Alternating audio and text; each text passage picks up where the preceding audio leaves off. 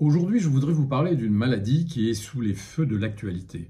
Une maladie qui inquiète. En effet, il y a eu un mort, 7 personnes en réanimation récemment en France. Alors cette maladie, c'est le botulisme. À quoi est-elle due? Eh bien, elle est due à une bactérie, le Clostridium botulinum, qui a la particularité de se développer dans les milieux qui n'ont pas d'oxygène, c'est-à-dire que c'est une bactérie anaérobie.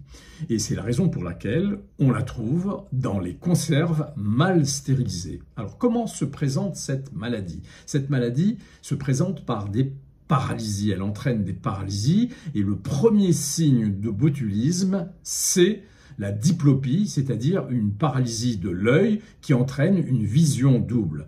Alors, ça peut en rester là, mais sinon, on peut avoir une paralysie descendante qui atteint la gorge et qui atteint ensuite les muscles des bras, du thorax et qui peut entraîner une paralysie respiratoire et entraîner ainsi la mort. Plus vite on est traité et plus on a de chances de s'en sortir.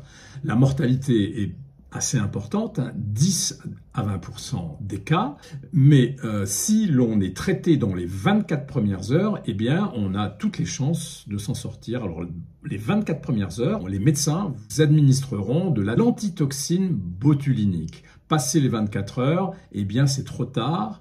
Et les médecins utiliseront ce qu'on appelle un traitement de suppléance qui est destiné notamment à remplacer la fonction respiratoire atteinte.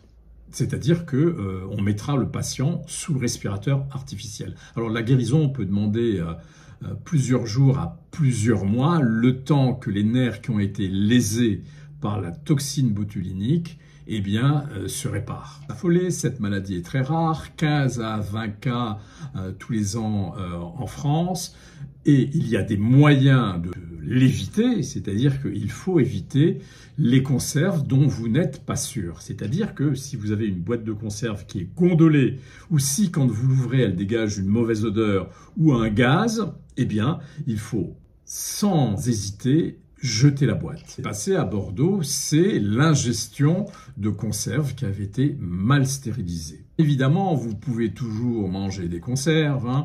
Les conserves que l'on trouve dans les grandes surfaces sont très surveillées. Les procédés de fabrication sont très codifiés, donc il n'y a quasiment aucun risque. Donc pas d'inquiétude, vous pouvez manger en toute tranquillité vos sardines préférées en boîte ou votre thon préféré en boîte.